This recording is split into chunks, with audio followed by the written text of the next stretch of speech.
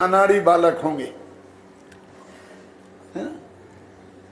जब सैनिकों को ट्रेनिंग दी जाती है तो उस वक्त जब वो लड़ते हैं आपस में, अथवा दो पहलवान जब पहलवानी सीखते हैं और प्रैक्टिस करते हैं तो दो आपस में लड़ते हैं, वो लड़ाई अलग है और युद्ध के मैदान में लड़ाई लड़ना अलग बात है।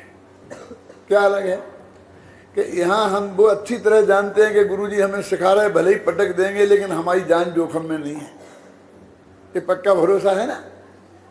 और अस्पताल भी नहीं जाना पड़ेगा कितनी भी पिटाई क्यों ना हो। लेकिन युद्ध के मैदान में ये बात नहीं है,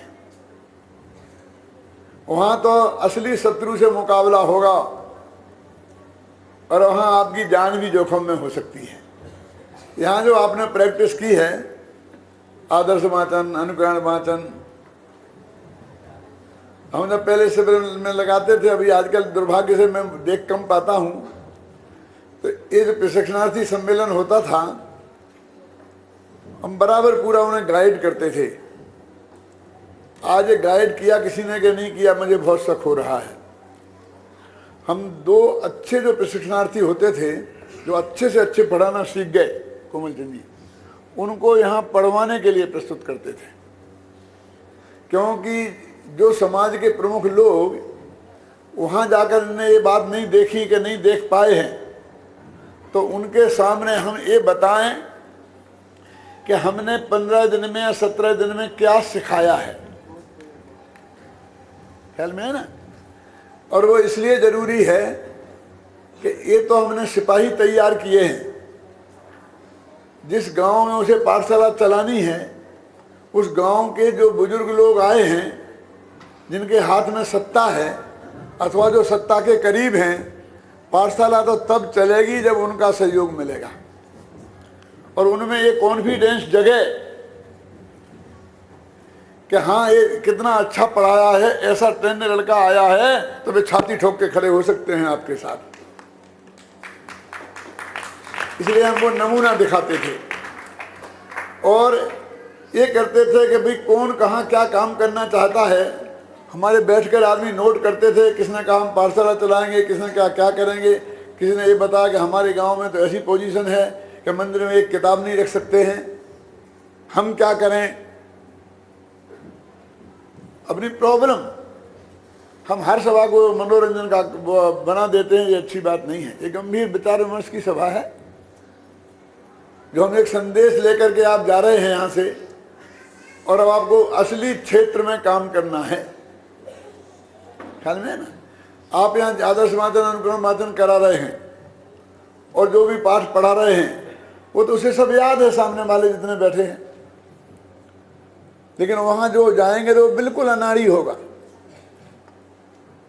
और समाज के लोग यहाँ कैसे बैठे, वहाँ एक आएगा वहाँ से हटाएगा, दूसरा आएगा वहाँ से हटाएगा, कितनी जगह से हटना पड़ेगा और कहीं जगह मिलेगी कि नहीं मिलेगी, वो युद्ध के मैदान में जाकर के पता चलेगा। आज तो हमारे सद्भाग्य से, पूज्य गुरुदेव श्री के प्रताप से 10, 20, 50 मंदिर हो गए हैं अपने मोक्षों के, और स्वतंत्र जगह भी हो गई हैं कि वो जहाँ जाकर आप आसानी से काम को कर सकेंगे। लेकिन जब हमने 40 साल पहले ये शुरू किया था तो सोनगढ़ के अतिरिक्त कहीं कोई कुछ नहीं था। कुछ नहीं था माने एक मंदिर मुमुक्षुओं के कब्जे में नहीं था, ना नया बना ना पुराना। दिल्ली की हालत तो आज तक है, एक मंदिर ही नहीं था। और अभी जो बना है वो तो तीर्थ जैसा दूर बना है, वहाँ थोड़ी रोजाना जा सकते हैं। असली जो काम होगा वो तो गांव के मंदिर जो चारों तरफ 100 घर रहते हैं और बच्चे रोजीना वहाँ आते हैं, उन्हें पढ़ाने से वहाँ होगा। और आज दिल्ली में एक जगह ऐसी नहीं है कि हम वहाँ बैठकर अपनी पाठशाला चला सकें। तो आपको उस मंदिर में जो मुमुक्षुओं के अधिकार क्षेत्र में नहीं है, विरोधी शब्द तो मैं नहीं कहना चाहता हूँ, लेकिन उन जिन लोगों के अधिकार में है, आप अपनी योग्यता से उन्हें प्रभावित करेंगे कि साहब मुझे एक दिन तो मौका दो, फिर मैं यदि कोई ऐसी बात पढ़ाऊंगा तो आप मुझे बताना। मैं तो नमोकार मंत्र सिखाना चाहता हूँ, मैं 24 दिनकरों के नाम बताऊंगा आपके बच्चों को। मैं तो भगवान महावीर की कहानी सुनाने वाला हूँ। हैं?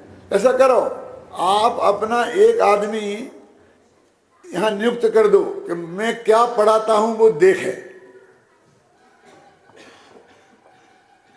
और मैं आपसे अनुरोध करना चाहता हूं कि आप वहां कोई विवादस्थ चीज नहीं प्रस्तुत करें। आप अभी बालबोध पाठमाला भाग 1, 2, 3 और वितरा विज्ञान पाठमाला भाग 1, 2, 3 के मास्टर बने हैं। उसकी सीमा से बाहर निकलने की जरूरत नहीं है। उसकी सीमा में आप रहेंगे यदि, तो आपको कोई संकट नहीं आ सकेगा, क्योंकि उसके आप पूरे जानकार हैं। और हमने उसमें एक भी बात ऐसी नहीं लिखी है कि जो आपको संकट पैदा कर दे। संकट खड़ा होगा तो आप जो अपनी तरफ से ठोकेंगे उससे खड़ा होगा, ठोकेंगे तो ठोकेंगे।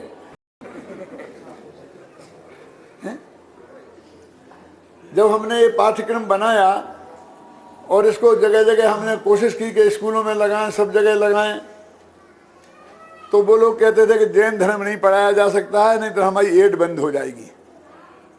तो हमने कहा कहाँ जैन धर्म है इसमें?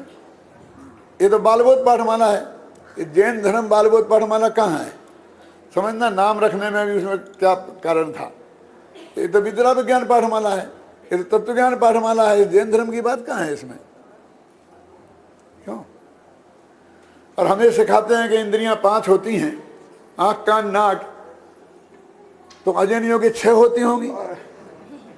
और हम पढ़ाते हैं कि आँख के से हम देखते हैं और कान से सुनते हैं, तो तुम लोग आँख से सुनते होगे और कान से देखते होगे। ये कहाँ जैन धर्म है? ये तो जनरल नॉलेज है। हम तो ये सिखा रहे हैं इनको, इसमें ऐसी बात कहाँ है? राम की जीवनी सिखाई जा सकती है तो महावीर की क्यों नहीं? और हमने राम की भी लिखी है तत्व ज्ञान पाठमाला में, राम की भी बताते हैं, महावीर की भी जीवनी बताते हैं। महापुरुषों की जीवनी, गांधी की जीवनी पढ़ाई जा सकती है तो महावीर की क्यों नहीं? जब हम ये समझाते थे हर प्रशिक्षण शिविर में, तो लोग ऐसा प्रचार करते थे कि भैया इसमें जैन धर्म तो है ही नहीं, फिर हम काय को पैसा दें, हम काय को पढ़ाएं?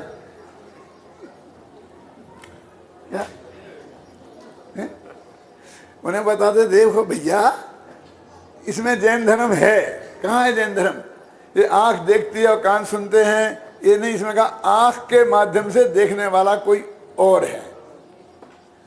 और इस पाठ में, पुराने पाठों में जो बात नहीं थी, वो भाग अच्छे थे, ये क्यों लिखे कि उसमें ये नहीं था कि इंद्रिय ज्ञान तुच्छ क्यों है,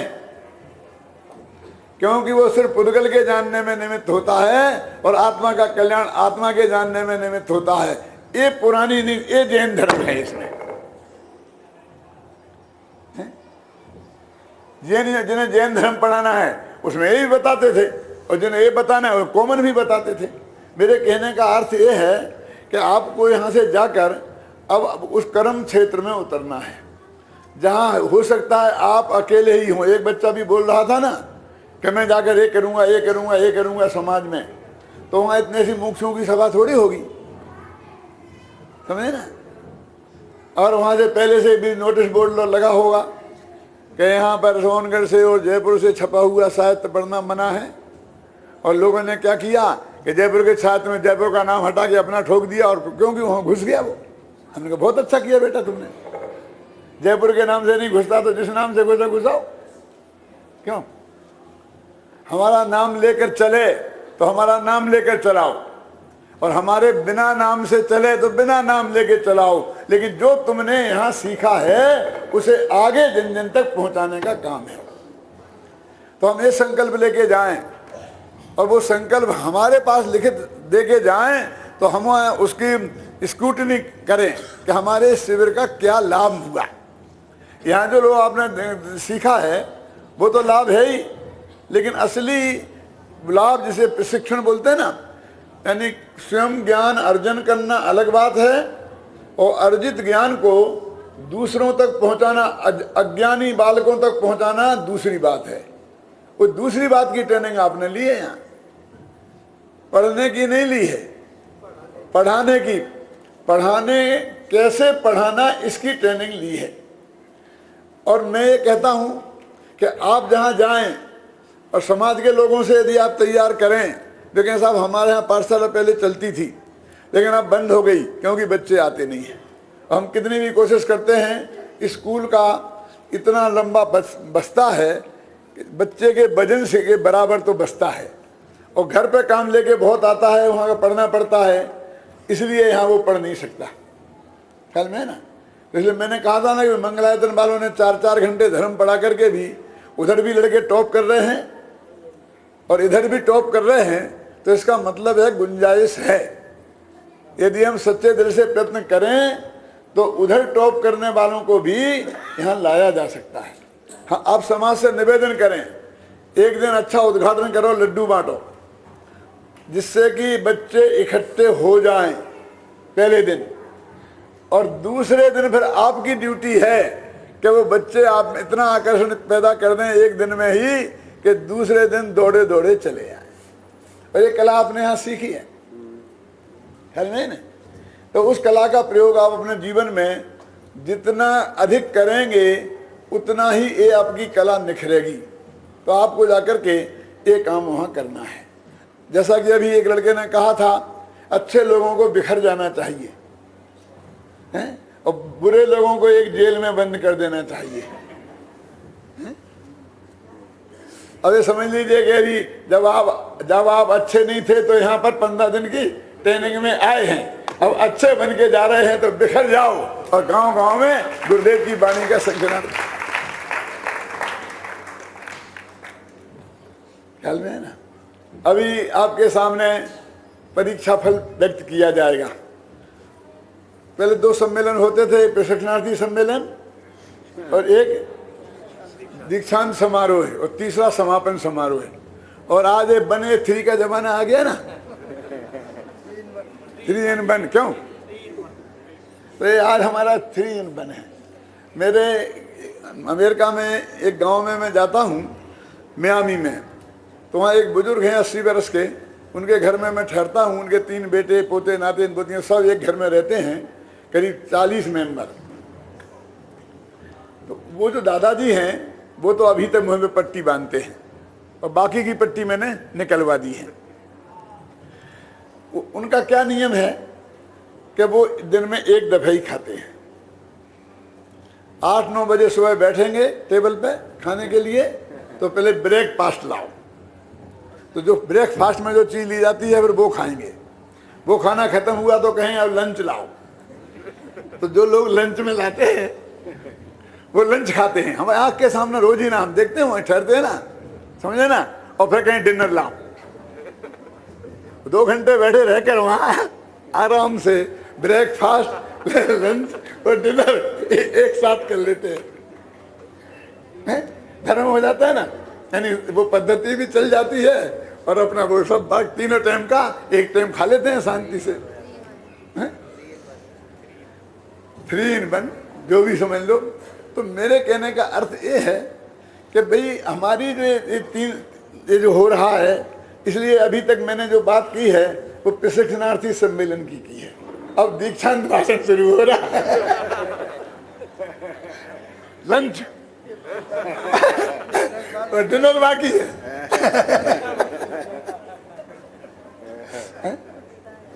क्यों?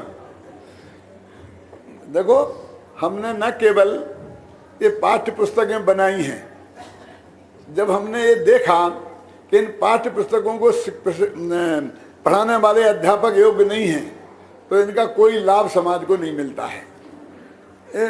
पुराने ज़माने में पढ़ाई मालूम कैसे होती थी?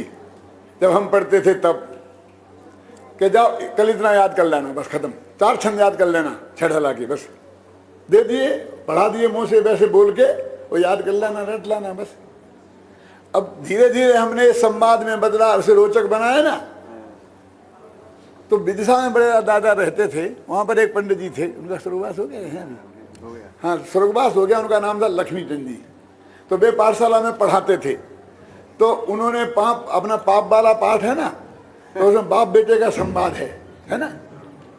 तो वो उन्होंने कह दिया कि याद करके ले आना, तो बच्चे याद करके ले आए।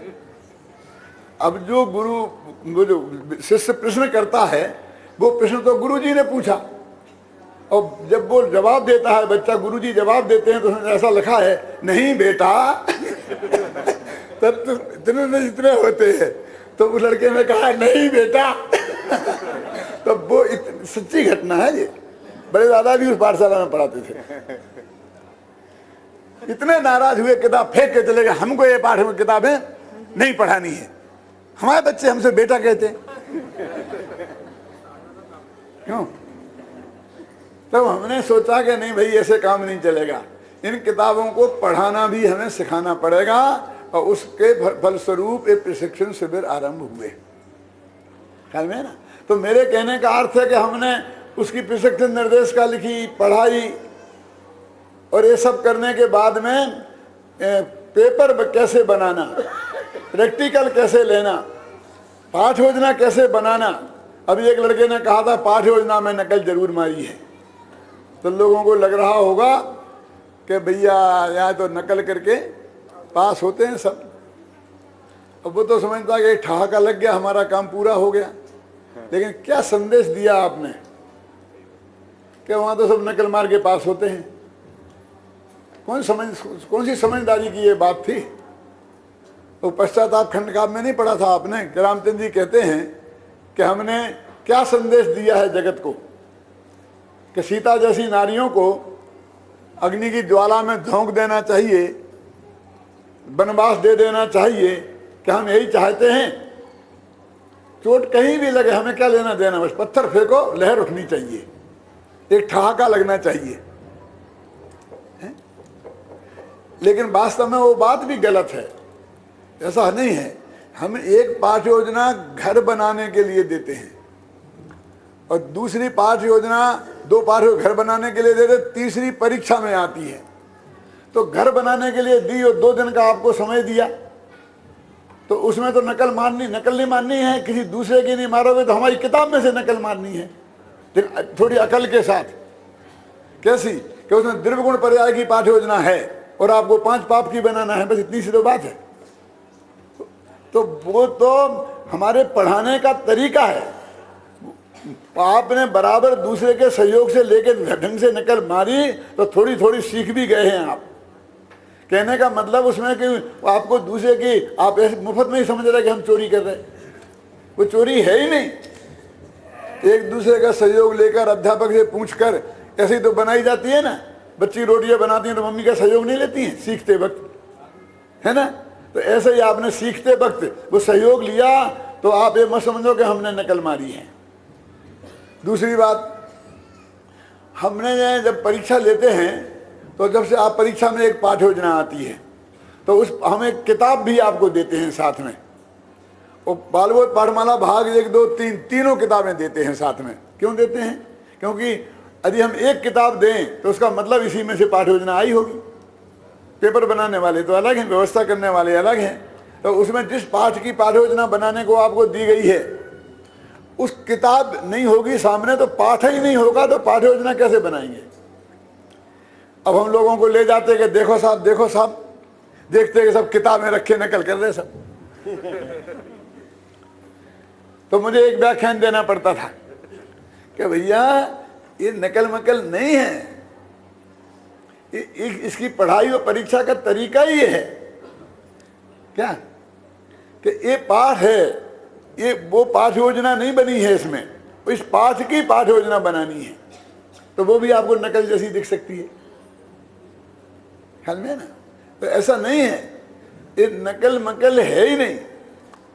मजाक में भी यदि ये कहना, उससे आपके टोडरमस स्मारक ट्रस्ट और मंगलायतन दोनों की इज्जत कम होती है।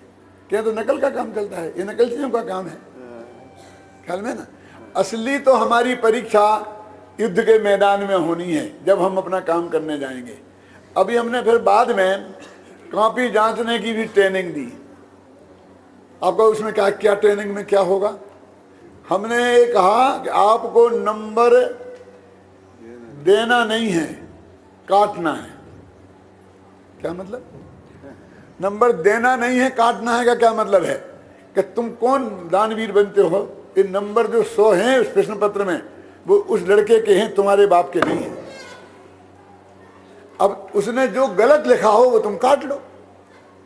क्यों? 5 नंबर का प्रश्न है और उसने 100% सही लिखा है कि 3 दे रहे मैंने। तूने 3 दे दी, क्यों दिए 3? 3 कैसे दिए तूने? दो काय के काटे बता। अथवा इससे बढ़िया उत्तर हो सकता तो तू बता, मुझे बता कि बेटा नमोकार मंत्र बोलो। अब उसने बिल्कुल शुद्ध नमोकार मंत्र आपको पढ़ के सुना दिया। 5 नंबर थे, हैं? कहा 3 क्यों दे दिए, 4 क्यों दे दिए, 5 क्यों नहीं? ये सिद्धांत लागू हुआ है विश्व में। इसकी वजह से जो आपने देखा 93% आ रहे, 98% आ रहे। ऐसे ही कंजूस लोग होते कॉपी जांचने वाले तो वो कहते दे तो दिया मैंने, सही गणित का प्रश्न सही उत्तर है, और 10 में से 5 दे देते। लैंग्वेजेज में ऐसा होता है। इसलिए तो मैं बोलता हूं 100% आए, इस बात का प्रमाण है कि आपको काटने का अधिकार है। काटोगे तो गलती बतानी पड़ेगी। वो नंबर सब उसके हैं। पहले लिखा रहता था कि स्वच्छ और सफाई के 5 नंबर, हमने वो बंद किया। नहीं, ये गलत है, नहीं हो सकते। क्यों? जो कोरी कापी रखे आएगा उसे 5 नंबर तो देने पड़ेंगे ना फिर हमें। बिल्कुल गंदी है, स्वच्छ सफाई है।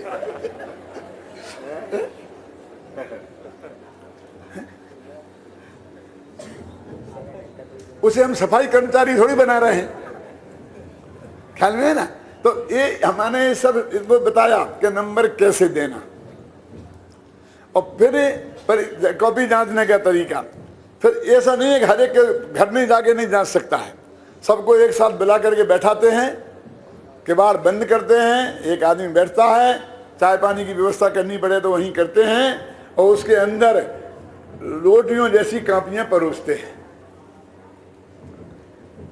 उसको ही मालूम नहीं है कि मेरे पास किसकी कॉपी आएगी, और जांच के और वे कॉपियां लेते जाते हैं और दूसरी देते जाते हैं। वो जाकर बाहर से कोई पूछे तो उसे पता नहीं रहेगा, रोल नंबर होता है कॉपियों में, ख्याल में है ना।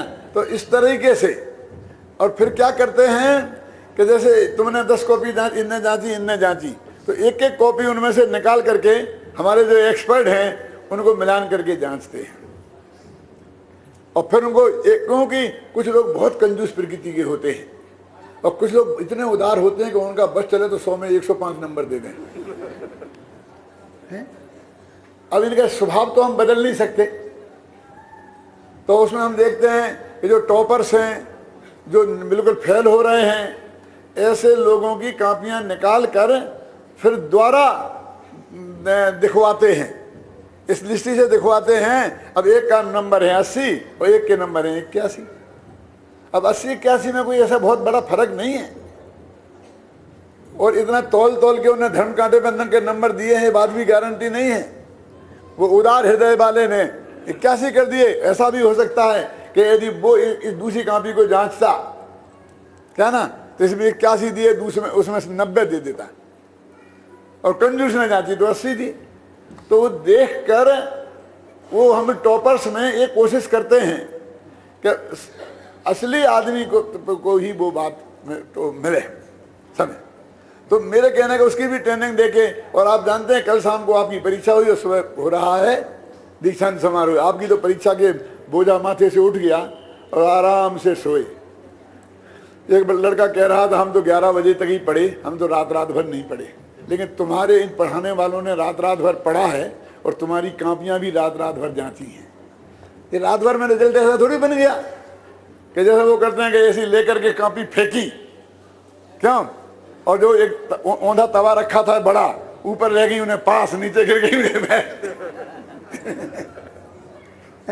एक एक प्रश्न को इन्होंने देखा है, जांचा है, वो रजिस्टर मेंटेन किया है, उसको बनाया है, कौन फर्स्ट है, कौन सेकंड है, कौन थर्ड है।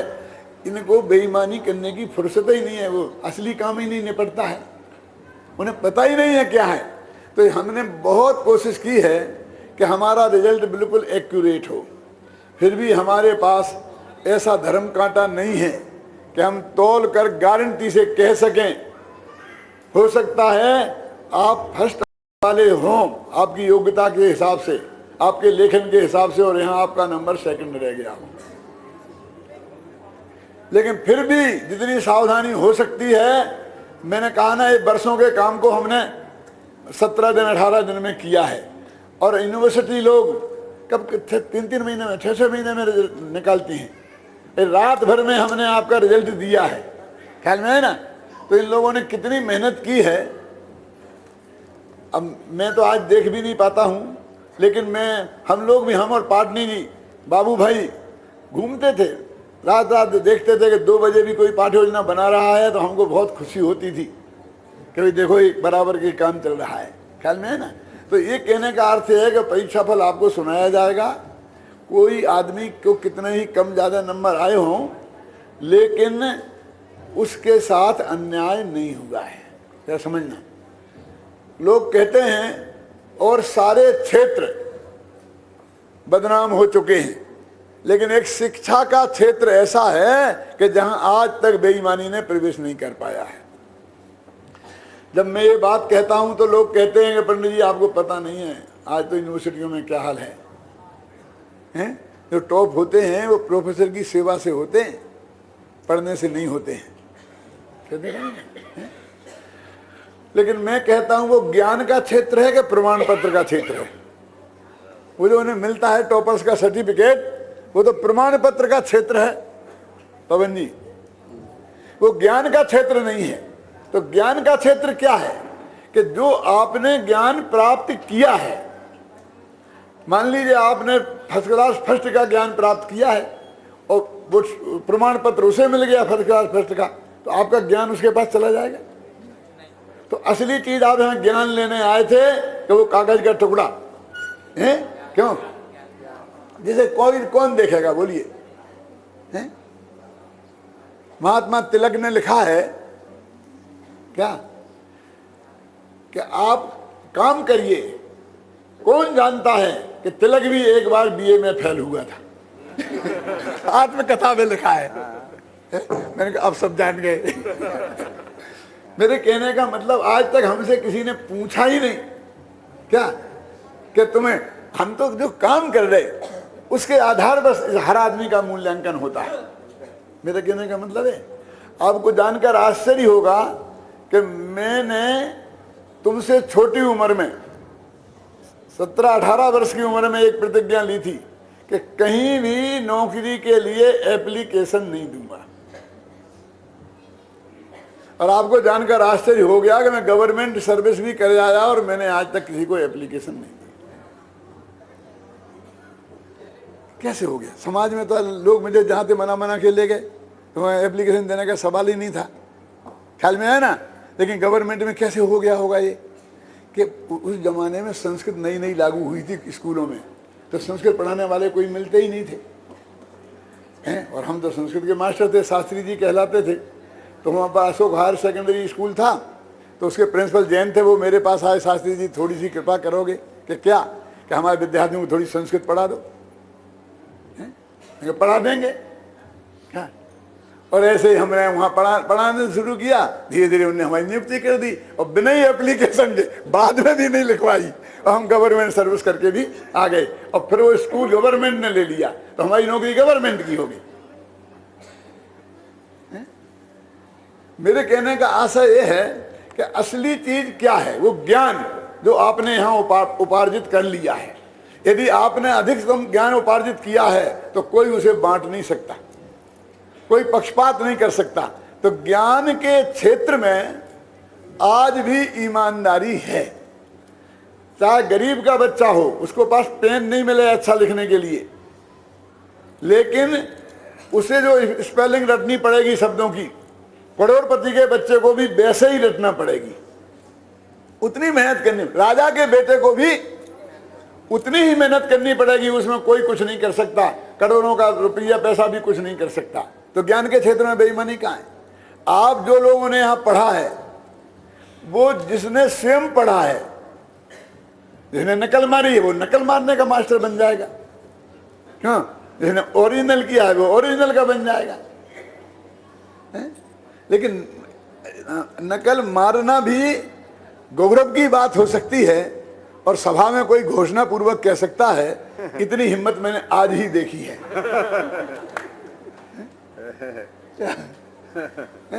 तो मेरे कहने का मतलब आपका परीक्षा फल आपको दिखाया जाएगा, और जो भी थोड़ा बहुत यदि आपको अंतर उसमें दिखाई दे, ऐसा फीलिंग हो, तो ज़्यादा विकल्प नहीं करना। आपके पास जो ज्ञान आपने प्राप्त किया है वो ज्ञान आपके पास है और उसे आप जीवन में प्रयोग करेंगे तो निश्चित रूप से सफलता मिलेगी। एक आदमी जो खत्म करता हूँ 1 मिनट में, एक आदमी जाके पाठशाला चलाएगा 1 बरस तक और वो 400 लोग हो तो 400वां नंबर आया उसका, नीचे से टॉपर्स है, समझे ना। तो वो एक आदमी ने कल से कुछ नहीं किया, यहां से टॉप करके भले ही जाए, वो साल भर में उससे अच्छा हो जाएगा, क्योंकि ये प्रैक्टिस आदमी को परिपूर्ण बनाती है ना। तो इस कला का उपयोग आप अपने जीवन में करेंगे तो कोई महत्व नहीं है कौन फर्स्ट है, कौन सेकंड है, कौन ये है, बाकी समझे। वास्तव में ये तो आपका ज्ञान के बदले में मान मिला। बोलो आपको क्या चाहिए? ज्ञान के मान। तो ज्ञान तो मिल ही गया है, अब क्या है? मान मिले तो ठीक और ना मिले तो ठीक। हमारे ऐसे कीर्ति कर्म का उदय होगा तो मिलेगा, क्यों? और ऐसे कीर्ति कर्म का उदय नहीं होगा तो नहीं मिलेगा। इसलिए उसकी ज़्यादा चिंता किए बिना अपने ज्ञान का अपने जीवन में सदुपयोग करें। हम जानना चाहते हैं कि आप जाएं तो जहां पाठशाला चलाएं तो वहाँ कितने बच्चे आते हैं, क्या आते हैं, क्या क्या प्रॉब्लम आई, हमको लिखें तो हमको जानने में मिले कि हमने जिन लोगों को ट्रेंड किया था उनने कहाँ कहाँ क्या कमाल करके दिखाया है और उनके सामने कैसी कैसी प्रॉब्लम आती हैं, उन्हें भी हमें समझने का मौका मिलेगा। इस भावना के साथ कि आप इस शिविर की भावना को गहराई से समझेंगे और उसमें जो लाभ लिया है वो दूसरों को भी बांटेंगे। भावना के साथ में अपनी बात समाप्त करता हूं।